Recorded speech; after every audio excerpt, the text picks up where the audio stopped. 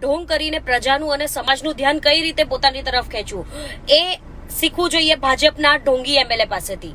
જી હા, આપણે વાત કરી રહ્યા છીએ રીવાબા જાડેજાની. ક્ષત્રિયાણી ધારાસભ્ય છે રીવાબા જાડેજા, રવિન્દ્ર જાડેજાના પત્ની છે.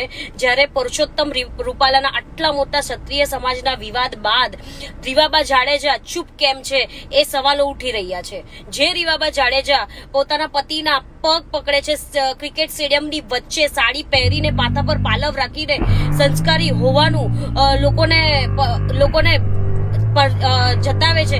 આ જ રીવાબા જાડેજા નું થોડાક સમય બાદ પહેલા એમના સસરાનું નિવેદન હતું કે એમને ઘરમાં ખાવાનું નથી આપતા અને એમની સાથે એમનું બનતું નથી.